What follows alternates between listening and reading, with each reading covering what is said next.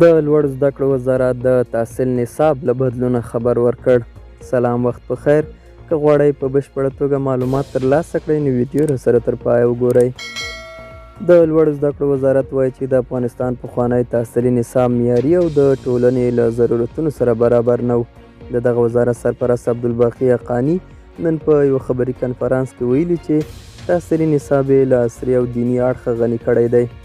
حقاني له نړیوالې ټولنې غوښتي چې د افغانستان له تعلیمي او تحصیلي بنسټونو سره دې مرسته وکړي. د لوړ زده کړو وزیر عبدالباقي حقاني وویل په دغه تیرو وختونو کې کوم نصاب چې موږ درلود دا کمزوری و. دا نصاب د دې نه و چې داسې ځوانان وروزي چې ملک آباد کړی شي، ملک خودکفا وګرځي او ملک د دنیا له ملکونو سره همسیال وګرځي.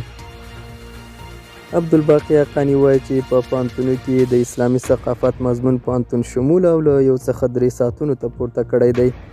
هغه له نړیوالې ټولنې غوښتنه کوي چې د افغانستان د لوړ زده کړو له بهیر سره د مرسته وکړي. ښاغلي حقاني وویل د نړیوالې ټولنې دا فرض جوړیږي که د افغانستان په نورو برخو کې کومک نه کوي خو په تحصیل او تعلیمي برخو کې باید کومک وکړي، ځکه دا دواړه برخې غیر سیاسي برخې دي او رابطه یې مستقیم له ولس سره ده.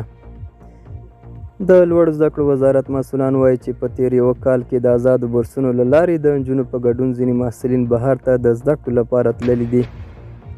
دغه مسؤلان د کانکور ازموینې د اخیستلو لپاره خپله پخوانۍ ژمنه بیا تکراروي. دا زموږ نننۍ چمتو شوې ویډیو. تر بیا ښه وخت، ښې چارې.